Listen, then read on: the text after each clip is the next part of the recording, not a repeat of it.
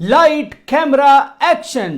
प्रस्तुत है 2019 के चुनाव से पहले का केजरीवाल का उखाड़ फेंकू अवतार। किसी भी हालत में हमें मोदी और अमित शाह की जोड़ी को दिल्ली से उखाड़ के फेंकना है दोस्तों। अब प्रस्तुत है 2024 के चुनाव से पहले का केजरीवाल का उखाड़ फेंकू अवतार। 2024 के अंदर सारे देश को मिलके इनको उखाड़ फेंकना है और ऐसी सरकार लेके आनी है जो देश के बारे में सोचे। अब फिर से प्रस्तुत है 2019 के चुनाव से पहले का केजरीवाल का देश का ठेकेदार अवतार। नरेंद्र मोदी जी और अमित शाह जी की जोड़ी ने इस देश का बेड़ा गर्क कर दिया, इस देश का कबाड़ा कर दिया। और अब प्रस्तुत है 2024 के चुनाव से पहले का केजरीवाल का देशभक्ति अवतार। ये लोग देश बदलने के लिए नहीं आए, ये केवल और केवल देश बर्बाद करने के लिए आए हैं। 2024 का चुनाव आपके लिए एक मौका है। मजा आ रहा है ना? चलिए अब आपको एक और चीज दिखाते हैं। साल 2014 से पहले का केजरीवाल का एक और अवतार, जिसमें उन्होंने भ्रष्टाचारियों की लिस्ट गिनवाई थी, देश के बेईमानों की लिस्ट बनाई थी। ऐसे नहीं चलेगा केजरीवाल जी, कुछ नाम तो गिनवाइए। सलमान खुर्शीद, मायावती, मुलायम सिंह यादव। सलमान खुर्शीद, मायावती, मुलायम सिंह यादव, मतलब अखिलेश भैया नहीं है क्या केजरीवाल जी? कुछ रह गया हो तो वो भी बता दीजिए। अखिलेश यादव जी जांच नहीं कराएंगे, वो इंतजार कर रहे थे। कल अखिलेश यादव जी का बयान आया है कि भाई जांच हो रही है, बहुत समय लगेगा। हमें पता है, जैसे मुलायम सिंह जी के केस में बहुत समय लग रहा है, वैसे सलमान खुर्शीद जी के केस में भी बहुत समय लगेगा। दोनों में हो गई सेटिंग, हो गई दोनों में, मैनेज हो गया। अच्छा केजरीवाल जी, अखिलेश यादव भी भ्रष्टाचारी हैं, तो फिर आप किसके साथ मिलकर देश को बचाएंगे? किसके साथ मिलकर विकास की चर्चा करेंगे? कुछ नेता अखिलेश यादव जी जैसे नेता एक साथ आ रहे हैं और अब हम सब मिलके इस देश के विकास की चर्चा कर रहे हैं। अरे बाप रे, जो भ्रष्टाचारी है उसी के साथ मिलकर देश को बचाएंगे, विकास की चर्चा करेंगे, तो फिर आपको दिक्कत क्या है? क्यों नहीं मोदी को हरा रहे हैं? कोई तंग कर रहा है क्या केजरीवाल जी? दिल्ली का गवर्नर मेरे को तंग कर रहा है। सही सही बताइए। अभी तो आप अखिलेश को भ्रष्टाचारी बता रहे थे, अब आप कह रहे हैं कि गवर्नर साहब तंग कर रहे हैं आपको।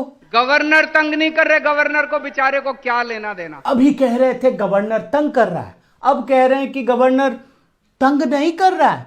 क्या लेना देना है केजरीवाल जी गवर्नर साहब का? 5 साल ऐश करने के लिए आता है गवर्नर, गवर्नर को क्या लेना देना। तो फिर तंग आपको कौन कर रहा है केजरीवाल जी?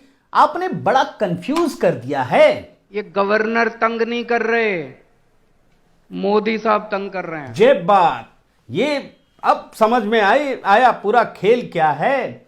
दरअसल दोस्तों, आपको जो मैंने शुरू में दिखाया था ना, वही है केजरीवाल की जो अराजक मानसिक स्थिति है ना, जब वो खुद को अराजकतावादी कहते हैं, तो उसका ये उदाहरण है। लेकिन केजरीवाल जी के मंसूबे इतने आसान नहीं है समझना, उसको डिकोड करना पड़ेगा। और आज के इस वीडियो में मैं आपको दिखाऊंगा कि केजरीवाल जी ये सब कुछ करके, ये सब कुछ कहकर आखिर क्या हासिल करना चाहते हैं। साथियों नमस्कार, मैं हरिश्चंद्र बर्णवाल। आज के इस वीडियो की शुरुआत मैं 3 वीडियो से कर रहा हूं। तीनों को आप एक साथ स्क्रीन पर देख लीजिए। एक तरफ मोदी जी का पोस्टर है और एक व्यक्ति कुछ कर रहा है, और दूसरे वीडियो में एक मंदिर के भीतर चरणामृत देने का वीडियो है, जिसमें केजरीवाल जी हैं, भगवंत मान है, अखिलेश यादव है, और ये जो कुछ कर रहे हैं वो आपको जानकर आश्चर्य लगेगा। और तीसरे वीडियो में केसीआर की रैली का है खम्मम में, जहां पर तेलंगाना के लोगों ने केजरीवाल की बेइज्जती की है।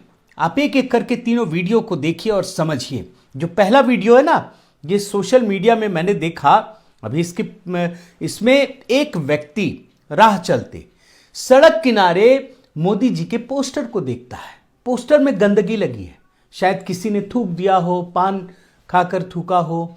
वो व्यक्ति रुकता है और उसके बाद एक बॉटल पानी लेकर आता है, फिर वो उसमें पानी उड़ेलता है। जब उससे भी वो गंदगी साफ नहीं होती, आप देखिए बड़े ध्यान से दोस्तों, उसके बाद वो अपना रुमाल निकालता है और एक एक करके पूरे पोस्टर को पोंछता है, चमकाता है। उसे अच्छा नहीं लगता कि इस देश के प्रधानमंत्री जो इतने लोकप्रिय हैं, जो जनता के लिए इतनी मेहनत से काम कर रहे हैं, उसके पोस्टर पर लोग थूक दें। वो पूरे पोस्टर को साफ करता है। अब जरा समझिए कि जिस व्यक्ति के पोस्टर से लोगों का इतना लगाव, और ये कोई सामान्य आदमी है, पुणे का, इसकी भाषा मुझे समझ में नहीं आई, लेकिन ये जहां का भी है, अगर मोदी के प्रति आम जन का इतना प्रेम है तो फिर कौन हरा सकता है? फिर तो आप ईवीएम हैक करने की कितनी भी कहानियां बनाते रहिए। तो ये है पहली तस्वीर। अब दूसरी तस्वीर देखिए। खम्मम में पहुंचे थे केसीआर के बुलावे पर, और जानते हैं हिंदू धर्म में चरणामृत का बड़ा महत्व होता है। भगवान के प्रसाद के रूप में उसे माना जाता है, और वही होता ही है। लेकिन चरणामृत का आप अपने लिए क्या करते हैं? आप बड़े भक्ति भाव से लेते हैं, उसे ग्रहण करते हैं। लेकिन देखिए ये जनाब क्या कर रहे हैं, चरणामृत को लेकर उससे हाथ पोंछते हैं। देख लीजिए। और केजरीवाल जैसा करते हैं वैसा ही भगवंत मान करते हैं, और वैसा ही अखिलेश यादव करते हैं। और इसके बाद जो तीसरी तस्वीर है आप ये भी देख लीजिए। खम्मम में केजरीवाल जी मोदी को गाली देने का मौका ढूंढ रहे थे, तो उन्होंने भाषण देते देते लोगों से पूछा कि आपको तो रोजगार मिला नहीं होगा। तो देखिए कैसे बेइज्जती होती है उनकी। अब सुनिए पूरा का पूरा ये बयान। आप में से कौन कौन बेरोजगार है, जरा हाथ खड़े करें। जो बेरोजगार है, जो अनएम्प्लॉयड है।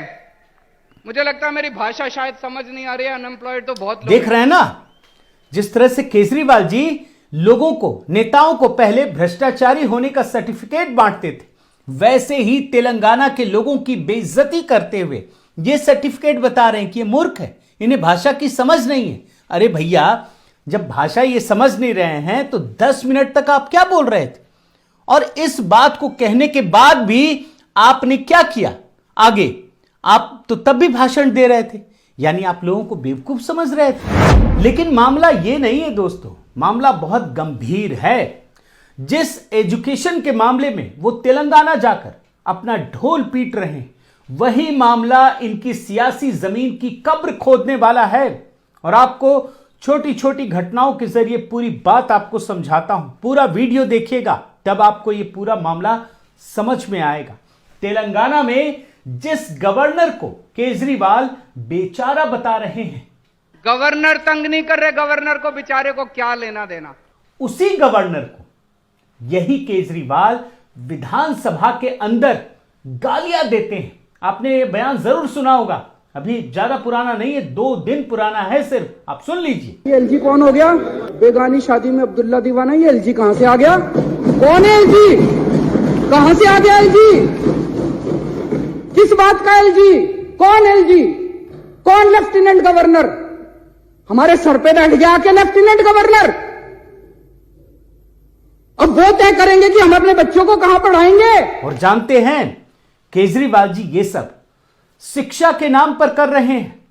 शिक्षा के नाम पर कभी तेलंगाना में गवर्नर को माने भला कहते हैं और यहां आकर के गालियां देते हैं। और दिल्ली में ये व्यक्ति तख्त लटकाकर, तख्त लेकर के उपराज्यपाल के घर के बाहर प्रदर्शन करता है। आप ये समझ लीजिए। और ये जो विरोध प्रदर्शन हो रहा है, ये गाली गलौज जो की जा रही है खुद केजरीवाल के द्वारा, क्यों की जा रही है? अब जानते हैं ना, क्योंकि ये अपने शिक्षकों को फिनलैंड भेजना चाहते हैं ताकि उनकी ट्रेनिंग हो सके। यही इनका दावा है। आप देख लीजिए। हालांकि उपराज्यपाल ने मना नहीं किया। जो रिपोर्ट सामने आई, उन्होंने ये कहा कुछ तकनीकी कारणों से सवाल पूछे, जिससे केजरीवाल जी भड़क गए।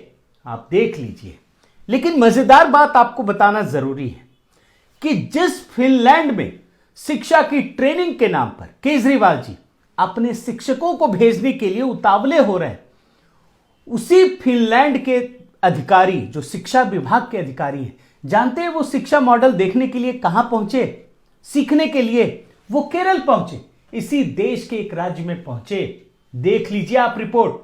जिस फिनलैंड में केजरीवाल अपने शिक्षकों को भेज रहे हैं, उसी फिनलैंड के अधिकारी शिक्षा मॉडल को देखने के लिए केरल आया, भारत आया है।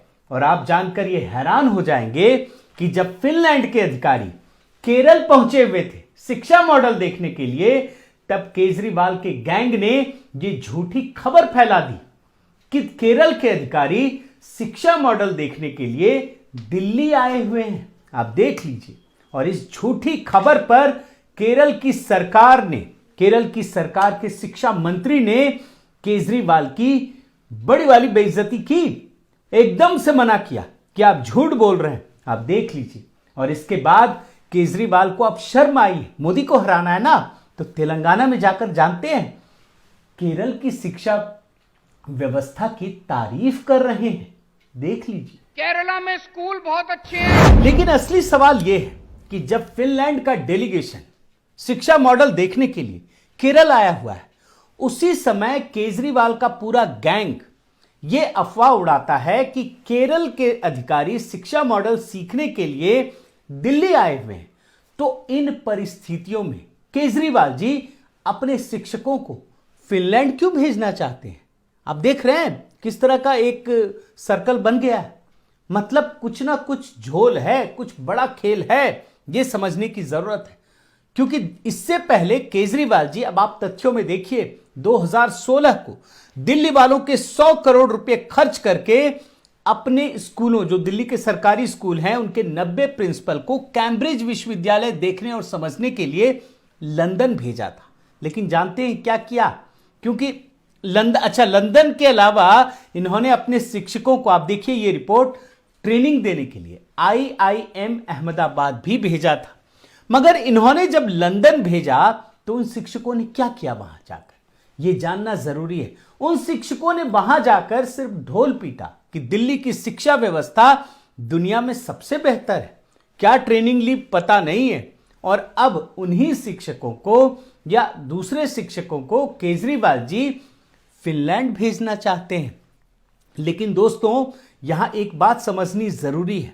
जो फिनलैंड की शिक्षा व्यवस्था है ना, जो शिक्षा का मॉडल है, वो भारत से बिल्कुल अलग है। वहां 9 साल के बाद बच्चा स्कूल में पढ़ने जाता है। वहां 9 साल के बाद एक एग्जाम होता है। लेकिन भारत की स्थिति क्या है? भारत में वर्षों की मेहनत के बाद एक नई शिक्षा व्यवस्था लागू की गई है और उसे तमाम राज्यों ने स्वीकार भी किया है। ऐसे में फिनलैंड के शिक्षा मॉडल से सीखकर ये प्रिंसिपल क्या करेंगे? जाहिर तौर पर केजरीवाल तो खुद को अराजकतावादी कहते हैं ना, तो वो भारत की नई शिक्षा व्यवस्था में कंफ्यूजन फैलाना चाहते हैं। और इतना ही नहीं, एक और सवाल बड़ा महत्वपूर्ण है कि 7 साल पहले आपने जिन प्रिंसिपल्स को लंदन भेजा था, आखिर वो क्या सीख कर आए? क्या किया उन्होंने दिल्ली की शिक्षा व्यवस्था में? कौन सा बड़ा बदलाव किया? कौन सा फायदा मिला? ये आज तक केजरीवाल नहीं बता पाए हैं। केजरीवाल जी जब खुद को अराजक कहते हैं तो लोग इसे हल्के में लेते हैं, लेकिन वो येड़ा बनकर पेड़ा खाना चाहते हैं, भ्रष्टाचार के मामलों को दबाना चाहते हैं। हकीकत यह है कि केजरीवाल का शिक्षा मॉडल ऐसा है जिसमें केजरीवाल को स्कूल बनाने के लिए 13 जगहों पर जमीन दी गई, लेकिन पिछले 8 साल में, बड़े ध्यान से देख लीजिए, दिल्ली में एक भी स्कूल नहीं बना सके। और जो बना बनाया स्कूल था ना, उसमें कुछ क्लासरूम बना दिया, उसके बाद ढेर सारे सामान भर दिए। क्योंकि अपना मॉडल कैसे बनाएंगे? कोई स्कूल बनाया नहीं, बने बनाए स्कूलों में से कुछ में रंग रोगन कर दिया, चीजें भर दी और दिखाने लगे कि हमने तो जी देखो ऐसा काम किया है, लेकिन ये कमाई का जरिया है। और इतना ही नहीं, इन्होंने क्या किया? ऐसी कमाई की कि टॉयलेट को भी क्लासरूम में जोड़ दिया और इस तरह से 1300 करोड़ रुपए डकार गए। और ये मामला जानते हैं वैसा ही है, वैसे ही पैसे खाने वाला मामला है जैसे शराब नीति में 2600 करोड़ रुपए हजम करने का आरोप है। लेकिन हकीकत यही है कि केजरीवाल को दिल्ली की शिक्षा व्यवस्था से कोई लेना देना नहीं है। और दिल्ली में जो स्कूल है, सरकारी स्कूल, वहां 1000 से अधिक प्राइमरी टीचर्स की कमी है, जिससे शिक्षा व्यवस्था में भारी दिक्कतों का सामना करना पड़ रहा है। बच्चे परेशान हैं, शिक्षा चौपट हो रही है। लेकिन यह बात केजरीवाल जी कैसे बताएं? तो तो उन्होंने फिनलैंड का मुद्दा जोर शोर से उठाना शुरू कर दिया। और सच्चाई यह है कि जब केंद्र सरकार का सर्वे आया तब पता चला कि दिल्ली के स्कूलों की हालत पूरे देश में सबसे खराब है। आप रिपोर्ट देख लीजिए। Delhi government schools lag behind national average on all parameters. लेकिन इस रिपोर्ट पर केजरीवाल जी ने कुछ नहीं कहा, मौन साध गए। रिपोर्ट की सच्चाई का अंदाजा दिल्ली के शिक्षा विभाग के इस कदम से सामने आ गया जब अधिकारियों ने स्कूलों की गिरती क्वालिटी को बचाने के लिए स्कूलों को हर स्तर पर मॉनिटर करने का फैसला किया, और ये कर रहे हैं। साथियों, एक समय था जब नेताओं की करतूत की वजह से, भ्रष्टाचार की वजह से देश के कई राज्य बीमारू राज्यों की श्रेणी में ला दिए गए थे। बीमारू राज्य का तमगा उनके ऊपर डाल दिया गया था। लेकिन आज कई राज्य अपनी मेहनत से, नेताओं की वजह से, जैसे उत्तर प्रदेश हो, मध्य प्रदेश हो, इन्होंने अपने आप को बीमारू राज्यों की श्रेणी से बाहर निकालकर देश के अग्रणी राज्यों में खुद को शुमार कर लिया। लेकिन आज केजरीवाल की स्थिति यह है, उनके काम करने की शैली इस प्रकार की है, वो जिस प्रकार से अराजकता फैलाना चाहते हैं या फैला रहे हैं, उससे आने वाले दिनों में अगर राजधानी दिल्ली बीमारू राज्यों की श्रेणी में नंबर 1 पर आ जाए तो आश्चर्य मत कीजिएगा। बहुत बहुत धन्यवाद। आपसे निवेदन है साथियों कि आप मेरे इस चैनल को जरूर सब्सक्राइब कीजिए, लाइक कीजिए, शेयर कीजिए, कमेंट कीजिए और इस बेल आइकन को प्रेस करना मत भूलिएगा। नमस्कार।